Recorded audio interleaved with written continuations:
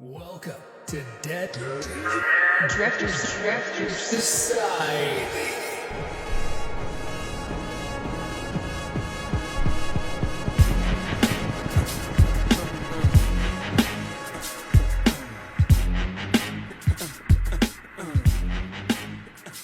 How's it going, Garren? Welcome to the podcast.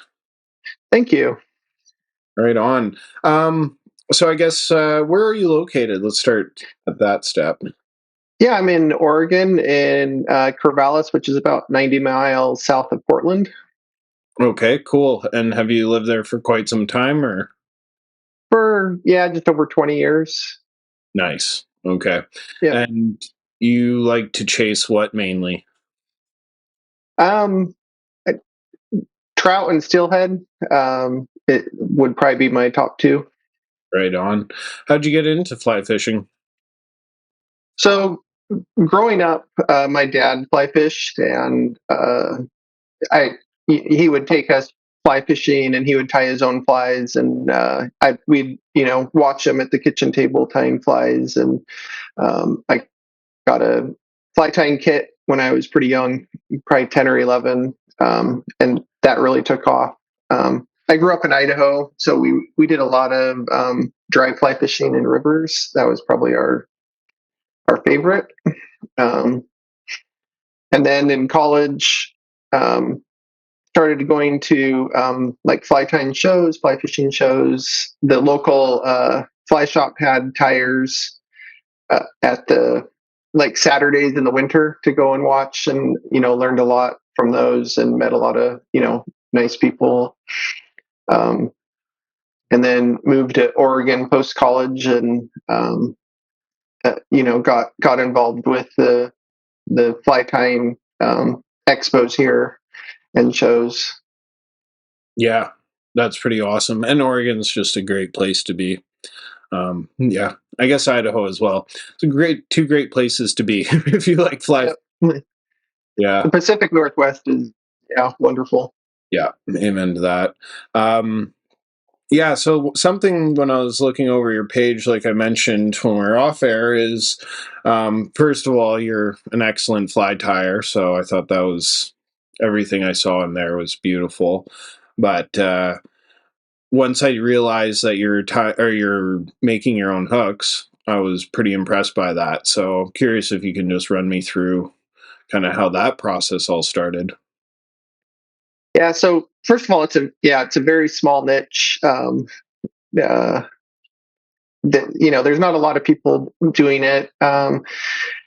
So how I got started, just a little bit of background from it. I'm the third in line, sort of in this process. So Ron Reinhold started the business in 1993, and he was an engineer. He built all the tools and we can get into that. And he made hooks for, I think it was about 13 years, and then he sold the business to Ron Lucas, who lived up in Portland. And I had met Ron 25 years ago as a fly tyer. He had his own small fly tying materials business back then, and I had called him up, and he invited me over, and we had started a friendship 25 years ago. Then a couple of years ago, Ron was diagnosed with cancer, and he wanted to pass along the hook making knowledge and business. He was very I want to say secretive with a lot of his methods and stuff, because it was a business for him. And so I purchased the business a couple years ago, and I was grateful that he I spent a summer with on the weekends, learning the to make the hooks and whatnot, and before he passed away last year. So that's the high level how I got into it, and we can get into the details if you want to learn more about some of the process. Yeah, I would love to. I was just thinking so it all started from you watching your dad tie flies. And here you are Yeah, building hooks. uh, yeah, yeah, that's pretty cool. I am very interested in, you don't have to give up a ton of secrets, but I am very interested on the hook building process because well, I guess I just never really thought about it. It's kind of like how it's made, you watch such a simple thing get made and you're like, oh, that's crazy, that's cool. But yeah, so what is the kind of process, and maybe a few of the um different materials are I'm assuming everything's steel unless it's a saltwater thing. yeah. I'm glad to share some of the details. So yeah, it starts out with steel wire. That's a high carbon wire, and it's in coils, I guess, large coils. They probably weigh, I don't know, 20, 30 pounds.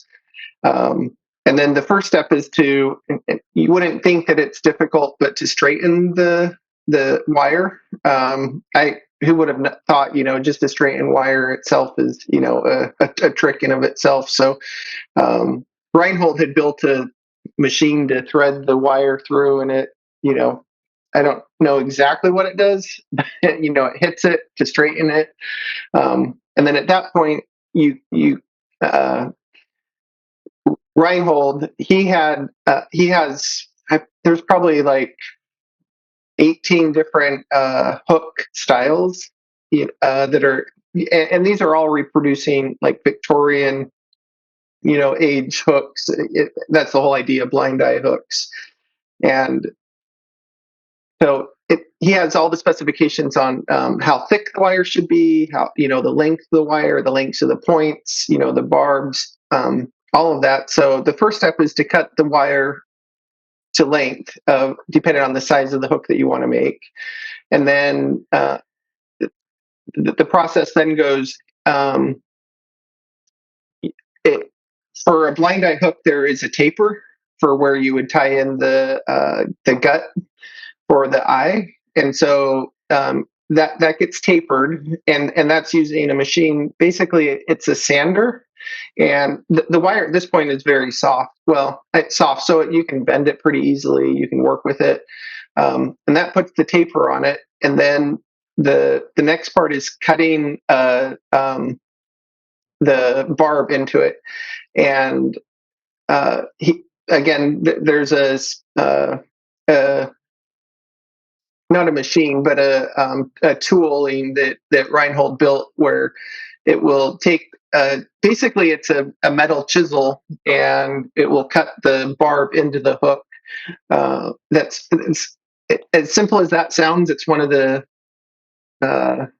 trickier things to do to get the right barb length, to get the cut to the depth that is good.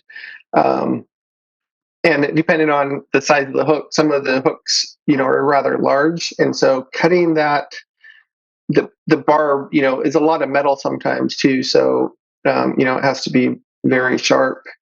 And then after the barb is done, you have to do a rough, to make the point. It's just a rough point at this point. And that's basically using a round, it's like a sander to put in a rough point, and then from that point, there's jigs to bend the hook into the right style, and so each size and each type has its own jig. So there's probably 150 different jigs depending on which hook you want to make, and so that basically bends it to shape. And at that point, the hook is still soft, and so it has to be hardened. And so there's an oven. It heats up to, it's about 1450 degrees is how hot it gets to harden the hook. And that, once it gets up there, you stick it in the oven for 30, 45 seconds to to get it to that hot, and then you have to put it into an oil to quench it, and that cools it down very quickly. But the hooks at that point would be very brittle, so you wouldn't be able to use them for fishing. So then they have to be tempered. So that gives a little bit of the spring to it, and so that uses a different oven, and then heats it up to 460 odd degrees, and you basically bake the hook to temper it, and then you are able to then it won't break so easy. And after that, you have to clean off the hook. Those heating cycles cause a lot of the carbon to come out of the hook, and so they're pretty messy. So they go through several.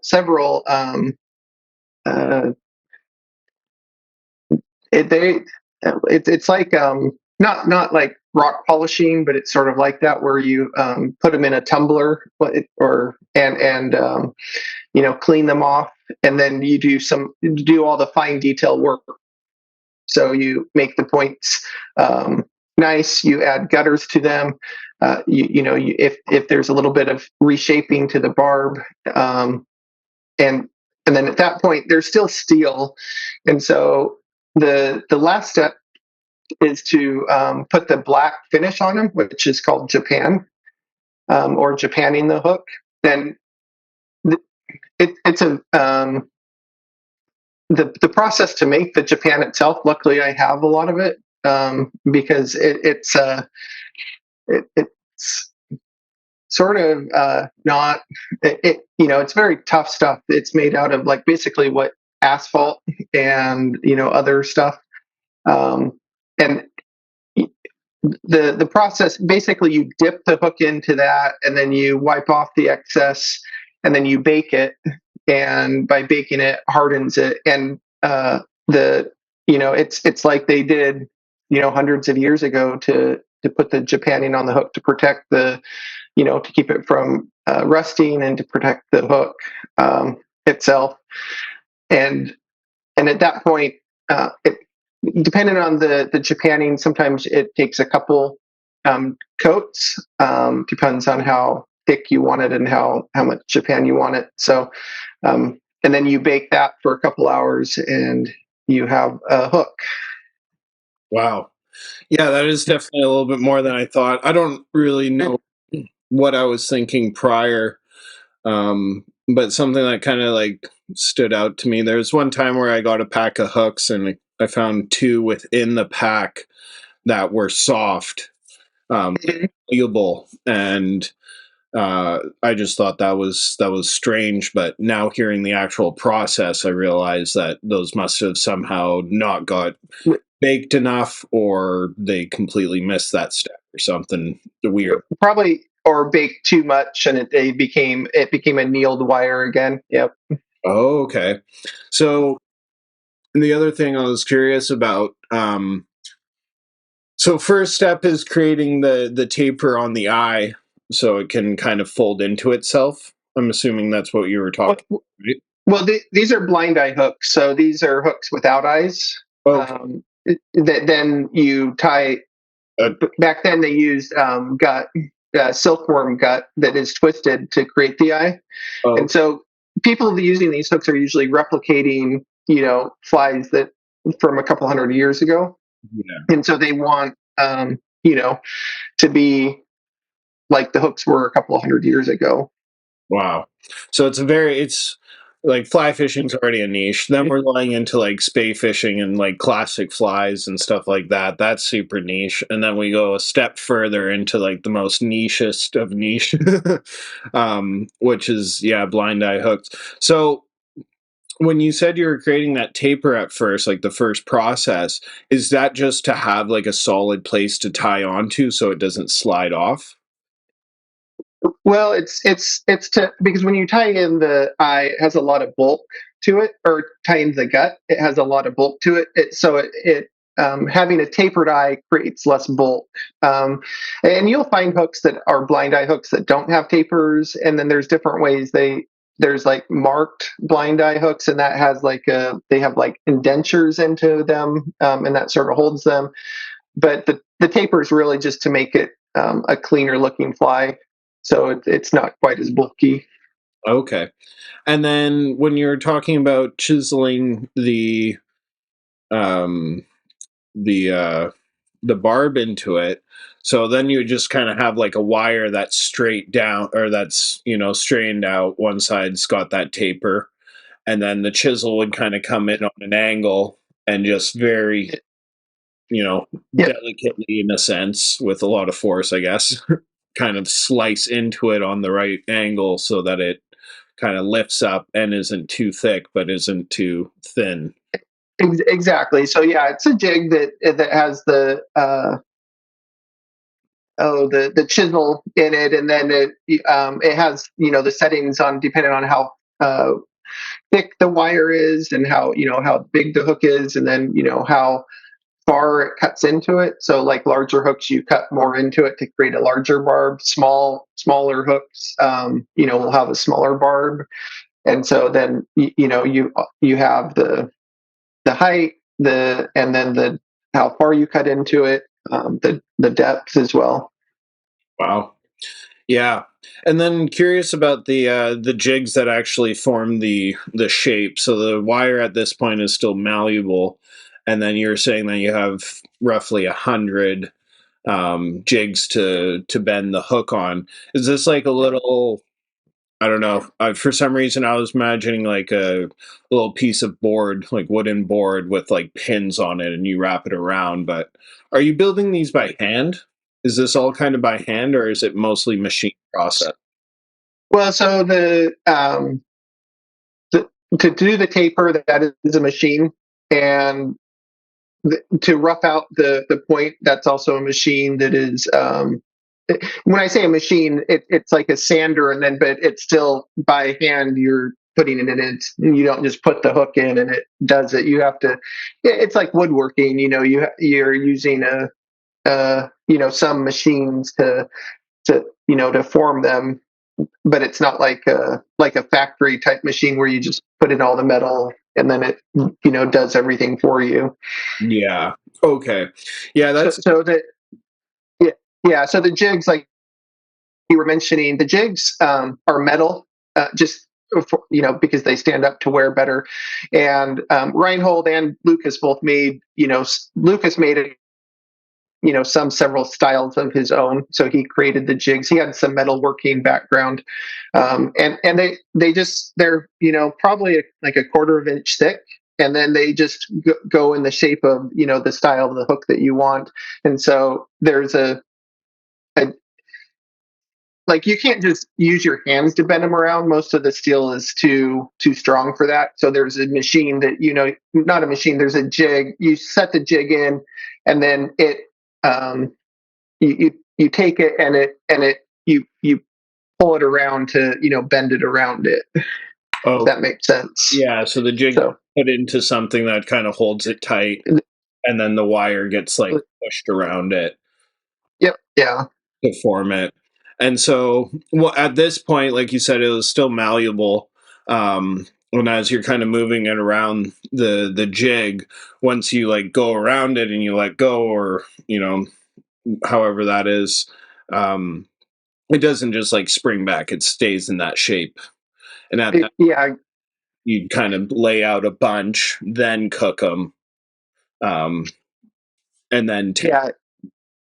Yep, yeah, it's definitely batch work. You don't, it's not just one at a time, because it takes a while to heat up the ovens and stuff like that. And you also just heating up the higher temp oven. Uh, it you once you heat that up, you want to do more than just one hook. Yeah, probably takes time and then electricity. Is it all electrical ovens, or is it? Yep. Yeah. So yeah, there's two different ovens: the high heat oven, and then the other oven's sort of like a really old school. It's not. It's like a kitchen oven that you would set on the counter. It's like that big, but it doesn't have like a stovetop on it. And because this isn't like when you're this isn't something you'd want to do in your kitchen because it puts off some pretty bad smells. The Japanning, some of the chemicals that are used to, in the Japanning and stuff. So definitely, I have several air filters in my shop, and then open the windows as well to try to, reduce any of the impacts for that. Yeah. But yeah, I would never recommend doing it in your kitchen, especially your wife would kill you. Yeah, If- exactly. She comes home, you're just in the fire. Like, no, honey, out. Out. Oh, that's funny. Yeah, and then the Japanning process, you mentioned that it's like some of the same materials that go into asphalt. Is that just like I'd pave, but I don't know what really goes into the asphalt. That was the plant guys that knew that. So if you can just kind of touch on that whole Japanning process, like what is it? Yeah, the Japan. I've never made the Japan myself. It's Okay. quite a process to make, but it has like turpentine and then the asphalt, and there's other stuff to.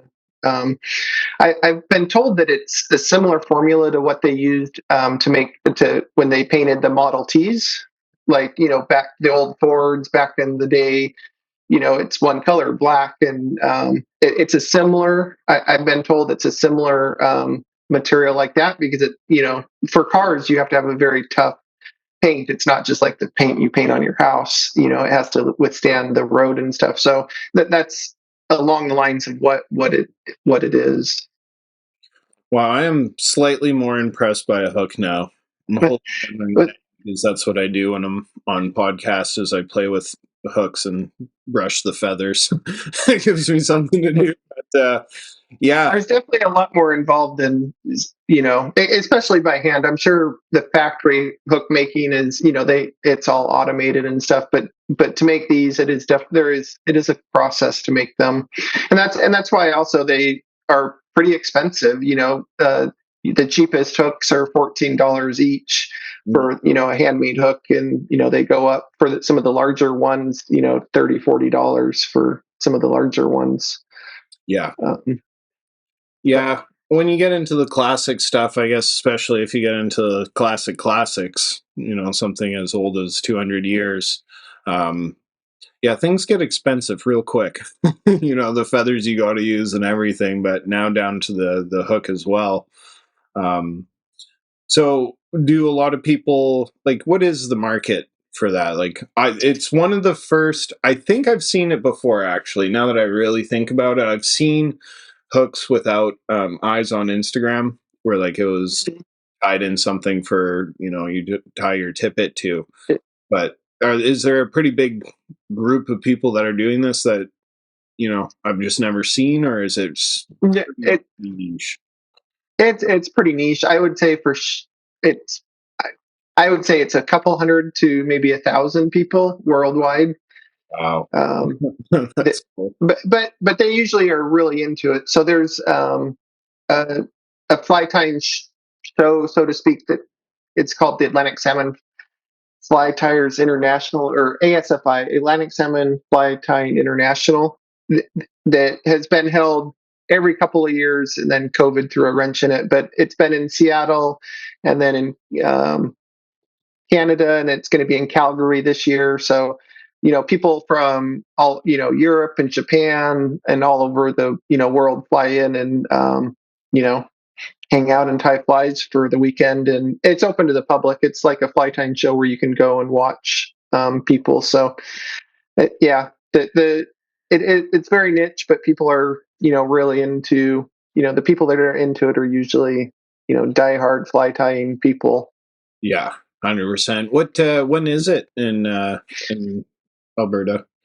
Calgary? Yeah, it's Calgary. It's in September, mid September. Oh, Yeah. I'm going to be working in Cranbrook, which is only a handful of hours away, and then I'm heading to Calgary at the end of September to So after my guiding season. So I was like, I was interested. it, definitely keep an eye. I mean, I don't know where it will be in a couple of years, but it's something if you're close to it, something to go visit and check it out. Seattle, it's been in Seattle a couple of times. That's where it started. There's a fly club in Seattle, the Northwest Atlantic Salmon Fly group that they meet monthly during the winter to do fly tying and for classic salmon flies, and it's a pretty active group. Started the tradition, so to speak. Yeah. Is that group on Facebook or? There is a Facebook page. They also have a website. Let me just. Yeah, pop it up. I'm curious. Yeah, it's nwsalmonflyguild.org. Okay. You can also just search for Northwest Salmon Fly Guild, and you'll find it. Yeah. Yeah. It's kind of classic style flies or something I've really been getting into lately. They definitely cause me some frustration, that's for sure. But I do love tying them, and I just think they look beautiful. But there's a lot of crossover from steelhead as well. So if you have tied like more classical steelhead or hair wings and stuff like that, you can cross over pretty easily. Yeah. Okay.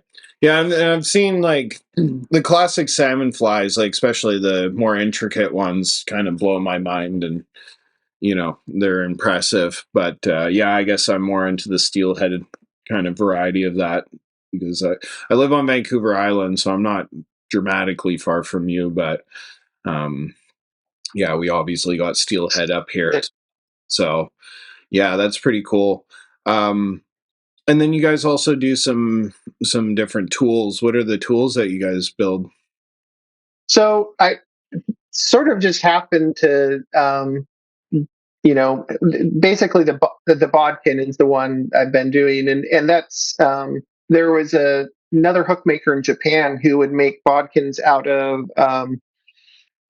basically it's a hook and then the tip of it's a bodkin, and so that's where I got my idea. But instead of having the hook part, do different designs on the ends, to sort of be creative, and also from being able to hold they sit really well in the hand with the having the metal turned, and they're easy to pick up off the table as well. Not like the small, even the hex ones that can sometimes be hard to pick up off the table. This one tool right here is one of the most notorious for disappearing on the table while you're tying. Scissors, for sure, but yeah, you're almost done, or you see a hackle that you need to poke out, and you spend like 5 minutes looking for it, and then you put it down, and it vanishes once again. So yeah, when I noticed the ones you guys had up, how it had kind of like the wire that was not wrapped in a ball, but formed in kind of a ball shape, I was like, well, that's perfect. That's something that would at least be a little bit harder to lose on the table while you're tying flies.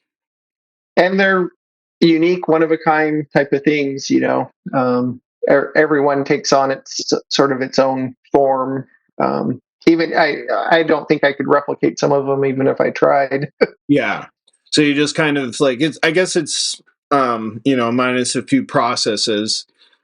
It's basically the same though, where you're sharpening the point into it, and then you have the wire, and then you bend it up, put it through its first oven, then the second high temp oven, and then you're not Japanning on that one. But no, they are Japan. The black coloring is the Japan on them, to give them. It will give them, protect them and stuff. So okay, maybe I just didn't notice, or maybe I did notice and I've already forgotten. But yeah, I think that's cool too, because the black one just looks good. But to give you an idea, like the wire is malleable, but you can't. I like with that thick a wire that's being made for those. Like you can't. I have to use pliers and whatnot, and even with using pliers, just working them, I'll get blisters, by, how hard it is. So, when I say malleable, it's not like, you know, Not like aluminum.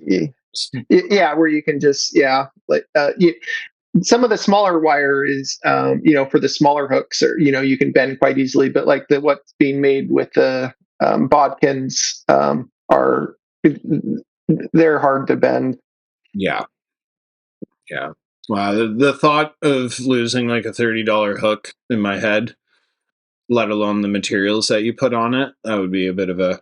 I lost like 5 flies yesterday, which is not really normal for me. It was just one of those days where, you know, that branch decided to take one, or, snagged up on random things.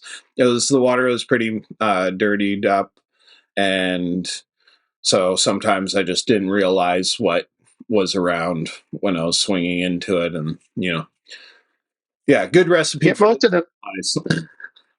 most of the hooks don't see water. Most of them are for the wall, That in a was my frame. lead up question. Do those do those ones make it to the waters? There are some people who fish them, and they are made to fish, because, I mean, going through the whole hardening and tempering process, that is what they would have done hundreds of years ago, and that is, what they would fish with. So it's not just a decorative piece. It is, A functional. it is functional. Yeah, it's just not likely for most people, fishing budget. Yeah. No, that's I get what, probably, I think it's like 20 hooks. Alec Jackson's for, I don't even know. Jeez, I don't want to look. Well, Yes, well, yeah. that's Canadian though, so maybe a little less in American, but yeah, Hooks in general, the prices are getting really up there. yeah. A lot more expensive than when I started. Have you had to do the same just because of cost of the actual metal that you're buying? Well, when I bought the business, there was enough metal for probably my lifetime. I mean, he to buy the metal, it comes in the 20, 30, 40 pound coils, so you don't just buy a pound of it. So I, it'll at least last the next 10, 20 years easily, I'm sure. Yeah. Okay. So it's just the cost of the business. And then, I haven't really, I'm charging what Ron charged, when he finished, and probably keep those prices for a little bit, but I'm also learning, and still, I'm not at Ron's level yet either. It's like with anything, it takes a lot of practice, and, Yeah. and most people wouldn't probably even notice, but and I wouldn't have even noticed 5 years ago. But as you make them, you get an eye for what uh, what makes a hook, and looking at the the spears and the barbs and stuff like that, especially under like a magnifying glass, and it's like so it's definitely a journey. Yeah. Do like if let's say you made 10 in a row, or what's the batch size you usually aim for? Like how many are you going and bake at once, I guess, is more the question. So the small oven, you can bake probably half a dozen at a time, but the big oven, it's about 40. So I usually try to do around 40 a batch, just to optimize that. That would that's the most in the larger oven. And I could probably figure out a way to do more, but the it, you have to, they can't, when you're baking them, like with the Japan, they can't be touching each other. They have to, you have to be very careful with the Japan, because if they're touching each other with the Japan, then it messes up the finish, and you can't fix it from there. Yeah. And like Japan, you can't just take off, like it's on there, so you either have to use some pretty harsh chemicals, or you know so it's easier to just start over at that point. Is it kind of like, does the japanning process kind of fuse to the actual metal itself? Like, does it bind to it? So, or is it still like a coating? Well, I mean, I I don't know, chemically if it Yeah. actually binds, but it seems like it does. Like, it yeah, it's on there. Yeah. Fair enough. No, it's definitely an interesting process. I would love to see it one day, just because it's, I don't know. I like hooks. And We, well, exactly. It's one of those things where it's like, yeah, and usually with fly fishing in general and fly tying, you get more interested in it, and Mhm. it's becomes the rabbit hole you're going down, and it's just like people with making their own rods and dyeing materials and stuff like that. There's a lot of different things that you can go down. Yeah, true that. Out of let's say for the last oven, you said roughly 40 is the number that you try to make them make the batch in. Are you, assuming that the hooks aren't touching each other and all that, out of 40, do all 40, pass the test at the end, or is there still ones that you're just like, okay, this one something went wrong, or Yeah, there's rejects, and most of it is around the barb or the what they call the gutter. So guttering the hooks, which don't do nowadays, but is like there's a very fine right around the base of the barb. There's a fine um, gutter, that goes down the hook that, and from what I understand, is that would help drain the blood from the hook, after a fish, so it doesn't get caught up in under the barb. Um, so modern hooks don't have it, but the older hooks, would be guttered a lot of times. so like So where the actual, so like the, I don't know, what is that bottom section, if we're, or the point the, or the yep, barb is? yeah, the the point, the spear, yeah, and then it comes up into the barb. Yeah, okay. And then in between, let's say the actual wire that turns into the spear and the barb, there would be like a little bit of a slit underneath it for blood to Yep, on either side. exactly. And some people would gutter just one side. Some people gutter both sides. You know, and some are very fine. Like you wouldn't notice it unless you're really looking for it. So, and then some are a little bit more defined. And people have their preferences as well. Of they want a really fine gutter. They want a more pronounced one. And even with the barb, there's preferences of do you want it pointing up more, do you want it more flat, and that when you're making the classic salmon flies, the flow of the fly is really important, and so it it almost subconsciously can create the fly. Hmm. How that is, and it's very subtle, and it's all with the point. Also, there's also like a pouty point where it goes down a little bit, Yeah.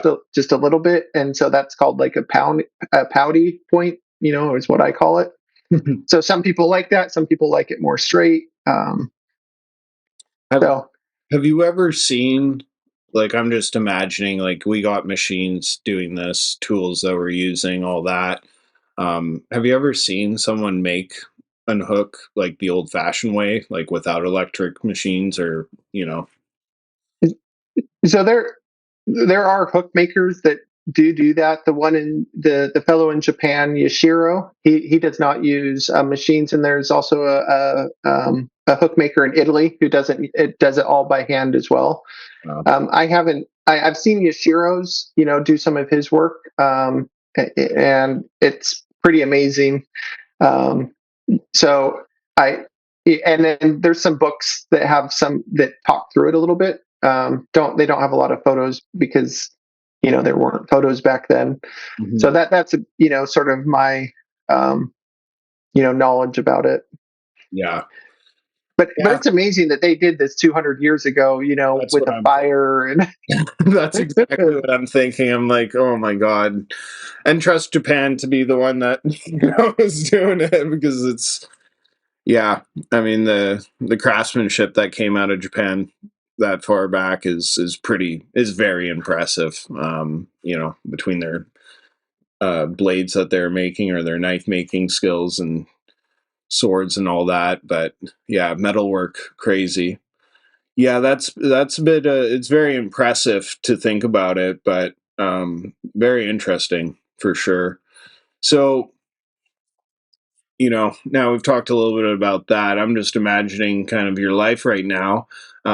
When did you kind of get into the classics? Because I'm assuming, when I think you said you were 14 when you got your fly tying kit. Um, how long after, like in college, when you started getting into the more kind of traditional flies, or? it was in not so much in college. I was in Idaho in college still, and there wasn't a lot of steelhead and stuff. So when I moved to Oregon, it was probably that transition from like steelhead getting in more into steelhead, and then the classical. There's a lot of blurry lines sometimes with some of that as well. There's a lot of freestyle as well that can it can be a steelhead fly or a salmon fly. Um, for a lot of them at least. Yeah. Yeah, I'm a quite a bit of a freestyler. I don't generally follow patterns. I just like to make it off the top of my head. Sometimes they turn out looking great. Other times I'm like, yep, nope, that's not it. But yeah, something about just like, I don't know, I imagine it at work, and then I get home and I'm like, I gotta get this. It's like an artist would have to get a picture out of their head onto a canvas. Um, Yeah, I go into like different, depends on my mood, because I do a little bit of commercial tying, and those are more of your typical patterns. Um, but then sometimes it's like I don't want to do that, and yeah, definitely experimenting with different materials, colors, and to come up with something new or different. yeah, 100%. I don't know. There's just so many combinations, let alone colors, that you can really do. But yeah, let's talk a little bit about the commercial fly tying. How did that all kind of unfold for you? So it actually started back in high school. I always was motivated by the making some money, and so I tied some flies for some of my teachers. And looking back on, I think they were just being nice, but they encouraged it, and and then in college, I tied for some shops, and also for some. There was a professor who bought, did a lot of fly fishing and bought a lot of flies. And then when I moved to Oregon, I met a fellow, Al Brunel, who was a commercial tyer for half pounder down on the Rogue River. And I started, he'd have me help with some of his orders. And then he ended up passing away, but I can continue to, tie those. So that's probably where most of my commercial tying is going, is for half pounder flies on the Rogue down here. Okay. Would that be I've never fished the Rogue. It's one of those rivers that I would love to see, but would that be a lot of nymphs, dries, streamers? What are we talking? There's some nymphs, but there's also some more traditional steelhead, like green butt skunks, and they're small. They're like in size 8 usually, and sometimes 10. Golden demons, juicy bugs, brindle bugs. Some of those patterns, and then the nymphs would be like a prince nymph and a like a hare's ear.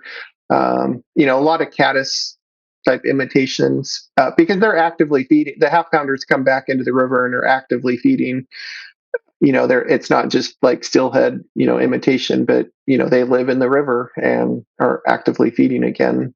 Okay, sorry, I don't know the half pounder terminology.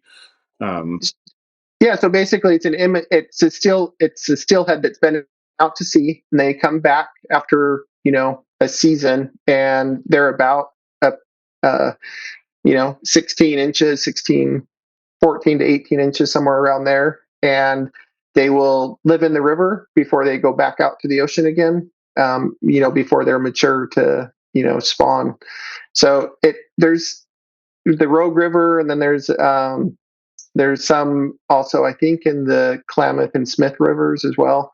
There's not it's a very interesting. Not all the steelhead rivers, don't do this. So, and I don't know why they steelhead do that in these river systems. There's probably scientists who do know that, but I don't know if it's just the conditions that in the river are better adapted for them to survive, or Yeah, that is interesting because I've definitely never heard of, like, we have we call them Jack Coho, when they're Mhm. not ready to spawn, but they show up to the river anyways. And then, as far as I know, I might be wrong, but I think they go back out to the ocean. That's actually a question I've never really asked. So now I'm going to find someone that might know, and I'll ask them that. But so I guess that could be, our version of the half pounder, not a if you steelhead. ever if you ever have a chance, I'd recommend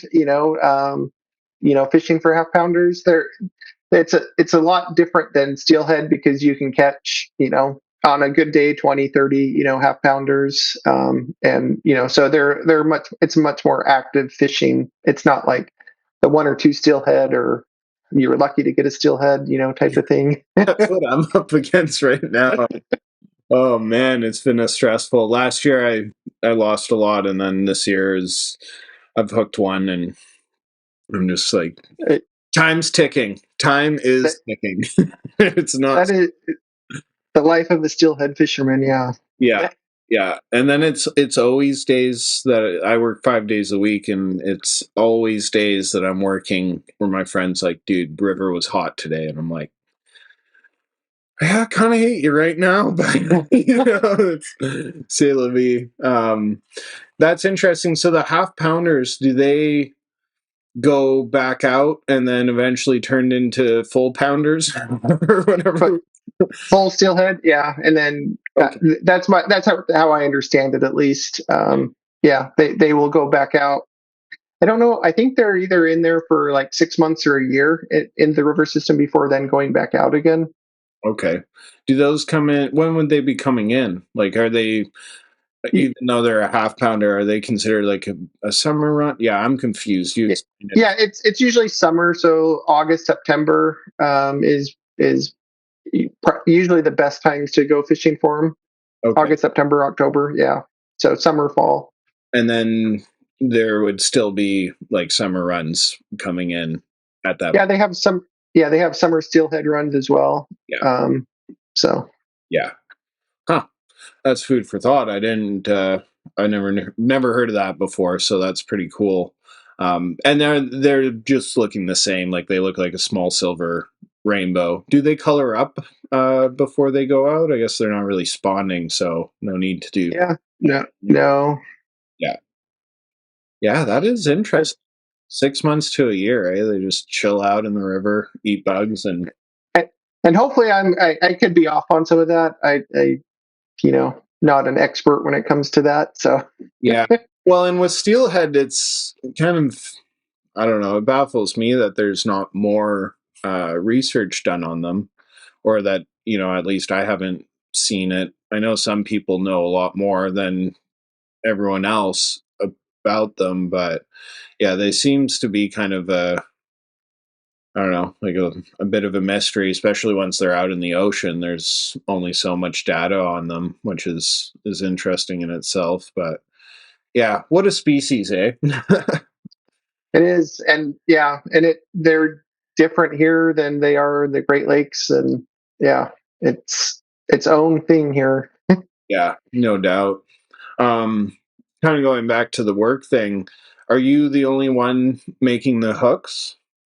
Yeah, and it's just a side gig right now. I work full time, and as I have time, I'm doing it. So it's going pretty slow right now. A lot of times it's just I'll have some time on a weekend. It's harder to do than like fly tight. I can sit down for half an hour and do it. Like for the hooks, it's a little bit. Yeah, I have to have a little bit more concentrated time on that. Yeah. How long would a batch of 40 take you if you had Yeah, to? I mean, calendar wise, I mean, it probably takes at least 6 weeks, just because I'm working, a couple hours every weekend on them. End to end, I mean, it's hard because I cook them. The oven time probably is, probably 5 hours at least in the ovens. But you don't have to actively be there. You can be doing something else during those times. But I would, so if you divide that, there's probably an hour or two in each hook. Yeah. Wow. That is, Yeah. that's a lot of time for one hook. I mean, now when you say the prices, it's not outrageous when you put it in that terms. Yeah. It's not, yeah, I'm not going to retire anytime soon to start making hooks. Yeah, no doubt. What's And that's, main gig? what's that? What's your main gig? I, I'm a manager of a software engineering team for the hospital Oh, okay. system. Yeah. Yeah, cool. Been doing that for quite some time then? Just on almost to 3 years on that. Before I was in the financial industry as a software engineer. Okay. So that's what you were taking when you were in college, and did you go to university for it as well? Is that a I went to Idaho State University and I got a degree in computer information systems, and then later on got a master's in business, going down the management track. wow? Yeah, good on you. Yeah, that's yeah. Well, I mean, this is kind of my side gig. I don't make profit off it, but I do love it. So there's a lot of things to juggle in the meantime because we got work, family. We got to fish once in a while. We got to tie some flies once in a while, and then build hooks, I guess. Yeah, definitely. There's a lot of different hobbies and interests and things going involved. Mhm. Were you tying on? Sorry, do we call it? I want to say eyeless hooks, but it sounds Yeah, blind eye hooks. blind eye hooks. Were you tying on them prior to meeting your? I guess he was your mentor for a bit there. No, not. I mean, a little bit, but not a lot. Yeah. Um, Yeah. yeah, I, yeah. A lot of my tying was just keeping up with the commercial orders for a while, and Mhm. and then just a little bit of my own tying type stuff. Yeah.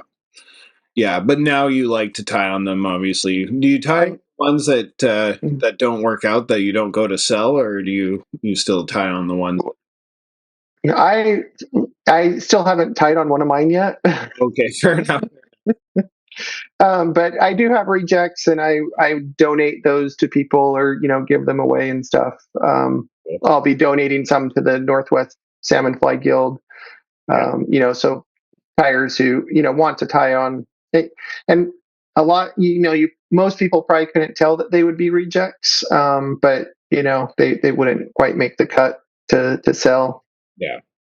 Some little detail that just you've noticed. Yeah, like the barb's not quite long enough, or the point's a little bit. I mean, it's made like the points on the hooks, or the are measured in like 64, like they'd be 18/64 of an inch, or 15/64 of an inch. So Yeah. uh Yeah, that's yeah.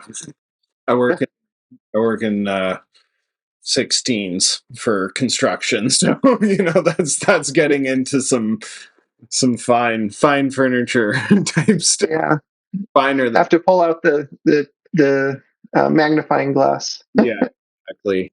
Yeah, that's interesting. So, let's say in a typical week, assuming you do go make some hooks, what does that look like? So you work 5 days a week, Mhm. and then So usually I'll spend at least a couple hours either Saturday or Sunday, and I'll like take them like so. This past weekend, I spent a couple hours cutting the wire to length, and then doing the tapers on them. I probably did. It was probably around 40 hooks, and then I got the tapers on them, and then all the next, that's what I got done this weekend. And then the next stage will be putting the barbs in. The barbs are tricky. Sometimes it takes like an hour to just set up the jig to cut it right. I'm still learning the how it all works. So, but then actually cutting them once you get it all set up, they just take 5 seconds, 10 seconds each. Um, yeah. Is it a bit of a guillotine kind of chisel thing going, or is it actually like I'm imagining a woodwork chisel? so the chisel is only There. it's a couple of inches long, and it has like a groove in it where the barb comes up into. Mm, That's probably the best I can describe. I I'm assuming they were custom made by Reinhold, mhm. or he had them made, or so yeah, I'm not sure. Some of this stuff I just hope it doesn't break, and because I I'll have to figure out different ways to do it then. Yeah, or find someone that can actually recreate it or That, something like that.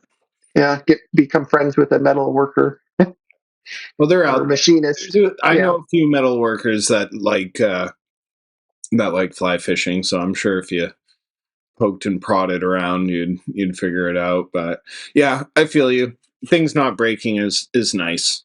Yeah, 100%. And then how often do you get to go out fishing yourself these days? Hey, I'm not a huge fisherman. I probably haven't been out in a year, maybe even two. I I love tying flies, and Yeah, it's easy to do in the evenings, or when I have an hour. So um, yeah, I haven't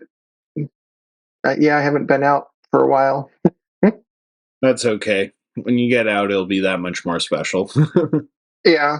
I mean, when I bought the business, a lot of weekends were spent, learning from Ron. And then, I mean, just moving the business up, from Portland down to my house, I had to have a shop built, so it's been a pretty busy couple of years, getting up to speed for the hook stuff. So that's been, where a lot of the time is gone. Yeah. I guess prior to building the hooks, were you fishing quite a bit more, or has it always been like something It's, fly tying has just been captivating? it, it's probably, yeah, it's always been like 95% fly time. Yeah. Yeah, no, I've met people for sure, especially on the podcast, that like they tie flies, like that's their bread and butter, which is awesome because it's a very artistic way. It's relaxing. It's something you like you said you can It, do for a half hour at night, which is kind of perfect. Whereas fishing, especially if you live a busy lifestyle, it can be hard. it, Uh, yeah, yeah, you have to get ready, you have to go, you have to leave your warm home. yeah. No, I like I said, I guide, so I've definitely had plenty of people on the boat where they fish maybe 2-3 times a year because their life is just that busy, and or they don't really live in a spot that there's this one gentleman that lived in not Germany, it borders Germany. I'm not going to remember this moment, but yeah, he fishes like maybe once a year, maybe once every 2 years because there isn't really fishing around him. But he is an extremely crafty fly tyer, like yourself. So yeah, it's It can. It's also tricky. Like we've had some bad fire seasons, and the one of the my favorite rivers, the North Umpqua, got hit with fires, and then bad runs with the still. They've closed down the river because they just haven't had the runs and stuff. For the summer stillhead. So it's also just a I you're battling the all of the conditions and stuff as well. Yeah. Yeah, that is like, steelheading especially. I mean, everything you're kind of battling the elements, like you said, but steelheading, especially if you're going winter steelheading, finally the water's ready and then it snows a ton and you don't want to go out and then, or it's too cold to go out and then snow starts to melt, rivers up, and then, it starts raining a ton and just wait, especially if you don't get to go out a ton and it's not like you're going every weekend, finding that right. And you can't plan for it. Yeah. Yeah. You can't be like, oh, I'm going to fish in mid-March, and it's just sort of a crapshoot. Yeah. What the rivers will be like. Yeah. So you were also mentioning that you go to like fly tying. Was that sorry, I'm forgetting the name of the classic fly tying show. That's my the Atlantic Salmon Fly International, and they also have a website as well. So if you just Google ASFI Calgary, you'll find their website. Yeah. Yeah. Yeah. Is that the main one that you go to, or do you go try to? So the other big one is 20 minutes away from me in Albany, and it's every March, and the Northwest Fly Tying and Fly Fishing Expo. So that one's much larger, and because it encompasses all tying and stuff, and they'll have like 60 or 70 tires tying at one time. Wow. And over the course of 2 days. So it's a great show to, more of a general tying show, but you can then, you can see people tying trout, bass, steelhead, salmon, realistic flies, the whole thing. Yeah. Yeah.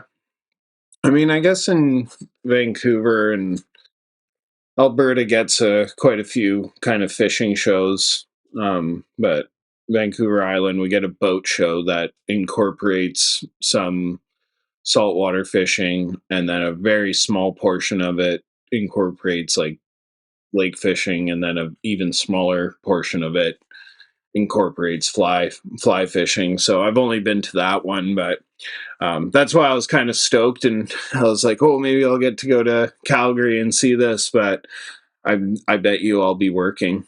I'll be gone for 3 months, so just working, just guiding, and it ends or I'm supposed to be done at the end of September, so I'm probably going to be busy, but if I'm not, I might just. So do you guide full time for part of the year then, or? So I guide the full season out in Cranbrook, which I just did my first season this past season. And then it was also my first season doing fall fishing last year into doing spring. So fall season, I probably get about 2 months, and then spring fishing for sure, a full month, but kind of maybe really depends on conditions as well. So that could be kind of 2 months and then 3 months out there. So yeah, I guess about a half a year of guiding. And then construction is the other thing I do. So yeah, it was something that kind of captivated me for a long time. I remember going or swinging runs with my buddy, and all of a sudden this guy came down on a raft, and I was like, I didn't even know it was when I was still so new to fly fishing itself. And I was like, what is he doing? I was so excited. I was like, can I do that? And then my buddy was like, he's guiding. And I was like, I don't know why, like even fly fishing in itself, I didn't really think as something you could do or like people did. But then when I realized it is, obviously fell in love with it.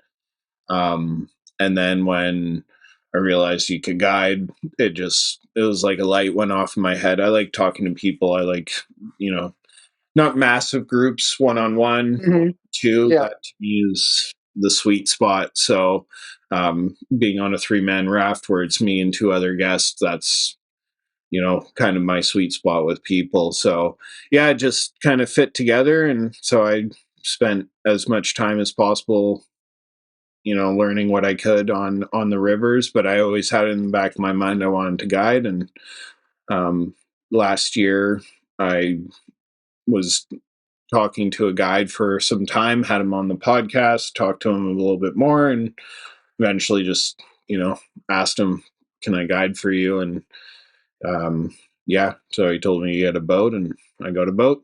Here we are. That's awesome. Yeah, it was a cool little string of events. Nerve-wracking as anything when it's new. I'm sure when you were buying the business as well for making hooks, you're like, oh my god, what am I doing? Yes. Yep. Definitely. So, and then going away to Cranbrook, never been there. Oh, I've been through Cranbrook driving through BC, but had never fished out there. So I showed up halfway through the season, basically for my first season there, when fishing was getting a little bit tougher, and had to learn, I think like 8 different runs, or maybe I learned 6, but there's 8 runs altogether that we could do on or altogether. All those runs would be separated onto 3 different systems. Um, So yeah, it was a lot, but I did good, and the guests were happy.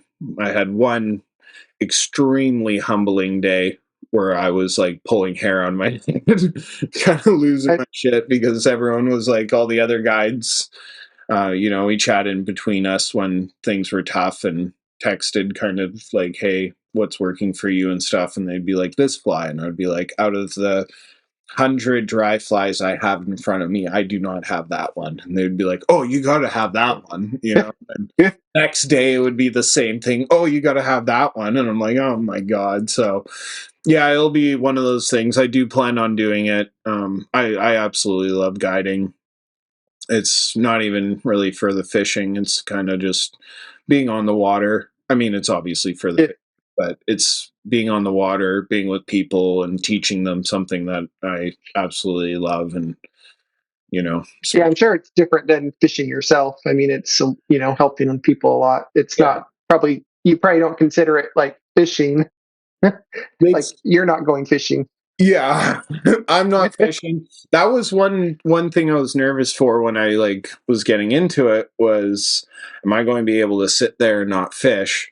But probably I would assume you would almost get the same gratification as me, in the sense of when you tie or when you make a hook and you send it off to someone and they send you, I assume they sometimes send you a photo of what they've tied. You're like, yeah, and I helped get that there. Exactly. Yeah, there's only been a few that I've sent out, but yeah, I have been getting a few photos back, and it is yeah, you feel rewarded that someone used your hook. Yeah. And it looks beautiful and everything comes together. So yeah, that was something I was a little nervous about, but yeah, I don't, I mean, yeah, deep down inside, I'm like, let me fish, let me do this. You know what I mean? But at the same time, when I have a younger kid on the boat, I get like high on life, and it was a crazy cool awesome day. Whether the fish count aside, I don't worry about the fish count. I'm not in competition with any other guides. I'm in my own lane kind of thing. But definitely when something really cool happened and I could share that moment with the guests, and then we have plenty to talk about, I get that like elevated, like, yeah, this is where I'm supposed to be kind of feeling. So yeah, it's good. It's work. It's not just sitting on my ass and letting just fish. I still got to row the boat. I still got to make sure everyone's safe. I got to be, you know, there for every need that someone has. Some people, don't know how to tie tie knots. Some people know how to tie knots, but want you to do it. Some people want to tie their own. But if they lose enough, then I'm like, okay, I got to tie these on at that point. But yeah, it's just a cool thing. I mean, I never I assume knew what it's like beautiful areas and stuff too. Usually you that's the don't. other thing, if it's not a great day fishing, it's like, hey, look at that mountain over there, isn't that beautiful? And then people are like, wow, we're in a The wildlife and yeah. yeah. And that's the thing, like for fly fishing for me is when I do go, it's I don't want to be around a lot of people, that's for sure, so I'd rather not catch anything and have some solitude than like uh shoulder to shoulder fishing. That Yeah, that's not my thing. No, and luckily, like, I mean, I don't think this is everywhere, but where I've been so far, like the Cowagin, the guides talk to each other to try to spread each other out, or at least kind of notify each other what runs they're doing and what time they'll be. So things try to space out. You obviously run into people that way, but for the most part, we all give. It's not like a boat pulls up next to you and you're fishing next to them, unless it's a group thing. Yeah, some of the salmon, like or at least down here in Oregon, right off of the coast in the it's combat fishing. You have boats stacked up right next to each other, and you know, and people get really mad at each other, and I know. Yeah, combat fishing's not my thing. Like for salmon, I'd prefer to go somewhere where it's fly only or no retention, because Mhm. retention automatically drops out like a large portion of the people that go out. And then usually, if there's no retention here, there's retention over there. So everyone shifts their focus there, and I'm like quickly focus my attention over here. But I don't mind, a few people, seeing a few people, or having someone fish behind me, or if I fish behind someone, that's all good. But when it's that combat style where you got 30 gear guys and you're there trying to cast a spay rod or whatever, and you're just amongst them, it's not my cup of tea. um yeah, I don't know if you've ever heard of the Vetter in Vancouver, I guess. Yeah, it's It doesn't ring a bell. okay. Well, it's one of those ones, and every year I see photos and I'm like, I don't even know if that's like fishing. That's almost netting at that point, when you got a sea of Well, boats going out and everyone's casting spinners over top of each other and stuff. well, I was able to go up to Alaska once, and I was shocked that snagging was actually a thing and legal. Yeah. I was just like, what? Yeah. I That's, guess when it's for food, and it, Alaska being one of those places, like they do also that net fishing. No, it's where they have these super long nets. I don't know if you've ever seen it. It's there, I didn't see that. Yeah. and they like plunge the net in as fish are swimming by, and then pull out fish. It's a style for food, so it's part of the culture there. But yeah, when I see people that like you know are purposely snagging, out here it's illegal, but then they found a loophole where they like tie a piece of yarn onto the hook, and that's their bait, with a big heavy weight. With treble hook, yeah. Yeah, something like that. It's like, Okay. So yeah, I avoid those areas now, just because I'm like, I don't really. For me, same thing. I want to be kind of secluded to myself or to my buddy that I'm with, and just kind of relaxing, not getting pushed down the river. Same with boats. If there's a boat that's not necessarily trying to pass me, but it's behind me, I usually just let it pass, because if it's steelhead, yeah, maybe there isn't a ton of steelhead in the river system. um but if it's trout, any good angler usually can realize that, like, yeah, there are more fish, and maybe if a boat goes through, you might not catch as much, but if they're not fishing the same thing you are, or fishing the same water, seams and stuff. There's still fish out there to catch. So yeah, peaceful fishing. That's what we've come to. Peaceful fishing. Yeah. So what's kind of in the calendar for this year? Are you going to that show personally?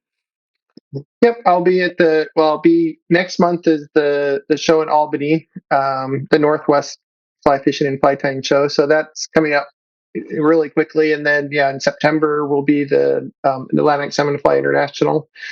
So those are my two big events, and then mostly just work and tying and making some hooks and Yeah. I like to go. I have a kid that I go camping with, and so try to plan a couple camping trips for the summer. Um, How old's your kid? 20. 20. Okay. Yeah. So Big kid.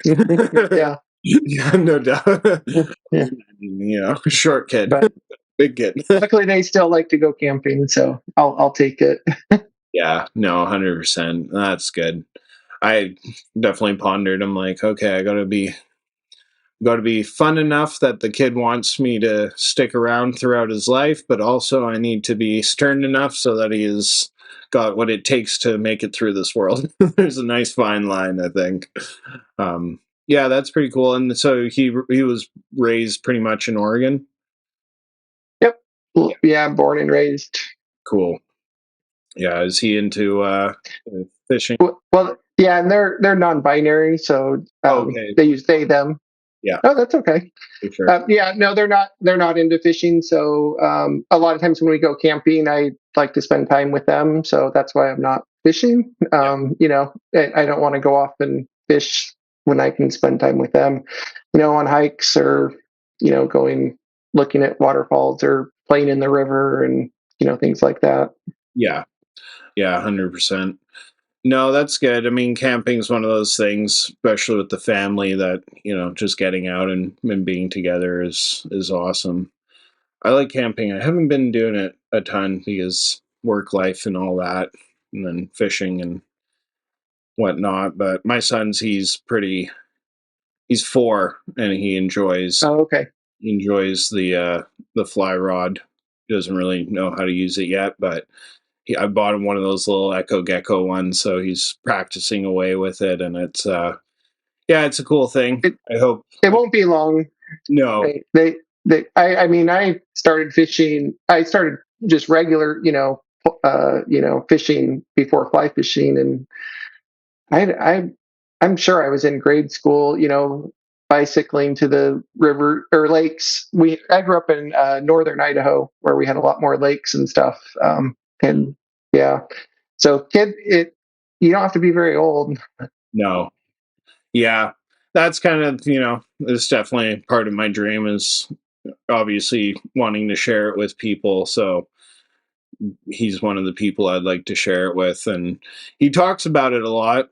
We go out fishing. We went out, I guess, about a week ago, just to the ocean and chase some sea run cutthroats. That, of course, we didn't find any because it's a little early for them. But he was sitting there and casting away, and apparently he got a bunch of bites. Meanwhile, I'm, working my butt off, and I got no bites. But it was fun. He was happy, and it's one of those things. Anything outdoors with the family is definitely where I'm kind of aiming to spend a lot of time. So we live on a farm. We get a lot of outdoor time here as well, and it's good for the soul. Exactly. Yeah. Get away from the hustle and bustle. Yeah. I'm on a computer all day, so that's the other nice thing with time flies. Takes me off of the computer or camping and getting outside and stuff. So Yeah. No, that's good. Are you doing camping in tents, or have we? yeah, Yeah. just tent camping. Yeah. But we haven't. Growing up, I would do hikes and backpacking and stuff like that. But now it's just car camping in tents, and Yeah. then using that as a satellite, and then going on day trips and stuff like that. Yeah. No, that's fair. I've never really done a camping or like a hiking camping thing. I had friends that would do it. There's a pretty famous, it's called the West Coast Trail on the island. So it's like I think Sort of like the PCT. probably, yeah, similar. Like the PCT goes from Mexico up to Canada. Yeah. So not that Yeah. since we're on an Yeah. island, you get cut off. If you're Yeah. going that long, you're probably swimming quite a bit. But yeah, I've had friends do that, and that's something that I would like to do eventually because, it'd just be an experience. My preference, though, would be, do this crazy hike and camp along the way till your destination, but that destination be something you could fish at. For me, Yep. Yeah. I'm not Yeah.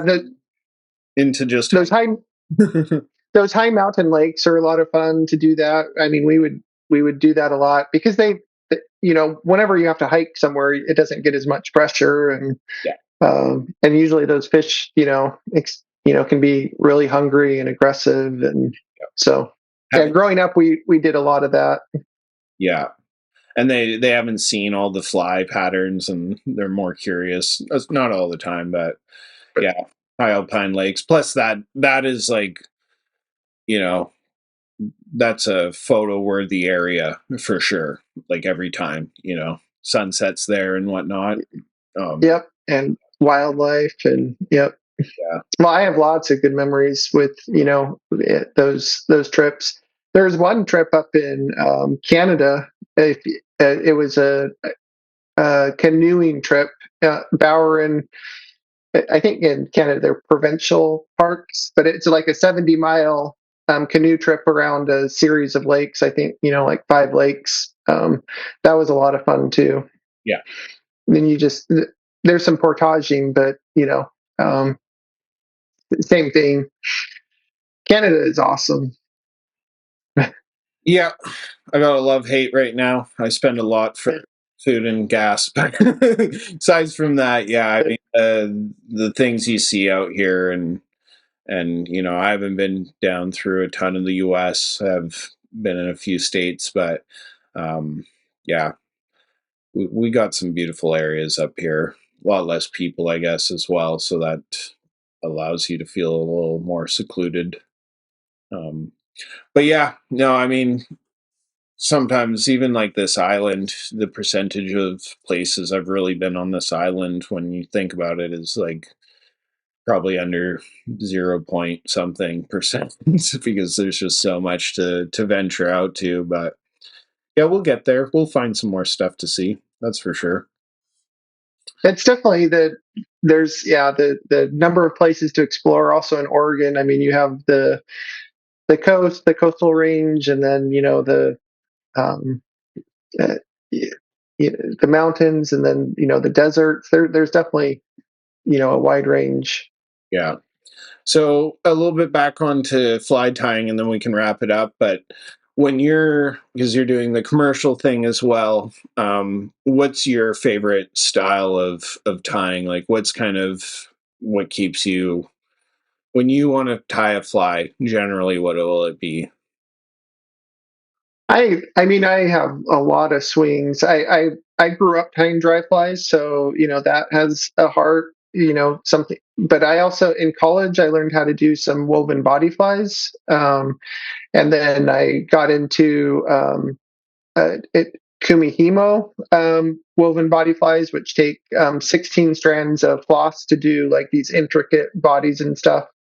Taking it to sort of a different level, and steelhead flies. So I don't think I have a favorite. Yeah. It's you know I have like 2 tying stations set up in my house. So sometimes I'll like, okay, I'll be doing dry flies here, and then nymphs, in the other one, and switch off. The woven bodied flies. I've only seen that a few times. Um, it's kind of mind blowing. Obviously, I would assume it's not easy, but once you know the little tricks and stuff, is it just a process of doing all that? I imagine it's almost like braiding, but onto a hook. Is that kind of? Yeah, I mean, just the like woven body flies, like woven body stone flies that are like, two strands of materials. Those are just a series of, half hitches basically. Mhm. Um, going in. So that's really easy. The kumihimo, it's a little complicated, and keeping track of 16 strands of floss, and there's a foam disc that helps with that. But it takes a little bit of practice. But um, I don't know. If you're tying flies, it's no more difficult than classical flies and like married wings and stuff like that. Mhm. Yeah, and then that foam thing you're talking about would just be like at the underneath the hook, and you'd put each of those strands of floss into to kind of hold it while you're. Yeah, yeah. So when the first step is to tie all the strands on the hook, and then put them onto the foam disc, and then the actual weaving, you take it out of the vise, and then you just have the disc, and then you do the weaving, and it goes on the shank of the hook, and then you put it back in the vise and tie it off. And most of those are like steelhead flies, or what I do for that for. Yeah. Wow. How long does sorry, what was that the name that you gave the more intricate woven flies there? Kumihimo. It's a Japanese technique that they use for making um, fancy ropes, and different things. They actually will also do it for art, and put it into frames and stuff like that. Wow. So Yeah. I'm going to check that out after we're done this just to see get some visuals on it. I can imagine, I mean, you know, yeah, I can definitely imagine. I'm even thinking of those kind of the good luck pendants that you see in like Chinatown or whatever, and you see the ropes all intertwined in crazy ways, and it's like, wow, that's a crazy skill set right there. But yeah, super interesting. So, how long does one of those flies usually take if you actually started it to finish? probably an hour and a half. Yeah. Okay. That's probably how long it takes me to lay down a couple feathers as well. I'm still good learning how to actually do that, but yeah, it takes time. So I definitely like exploring different styles, materials. Trying to come up, just doing my own thing. So. Yeah. Yeah, for sure. Well, Garen, that was very interesting. I've always kind of pondered how without going into major detail, how hooks were made. You look at something and you're like, that's I assume, most of the brands that I'm buying are probably just machine made. Yep. Yeah. Yeah. All of them would be. But And there's just not a big enough market to have companies to machine make blind eye hooks for this market. I mean, yeah, it's just too niche. yeah, it's pretty crazy. Um, Well, well, thank you for inviting me. Like I said, this is my first podcast, so it's been fun. I've enjoyed chatting with you. yeah, well, you did great, and I was interested, and that's something that I always think makes a good episode. So yeah, no, I really appreciate you spending the time to explain me what you do and your passion. So yeah, appreciate it. Thank you. All right, right on. You have a good night, and I will chat later.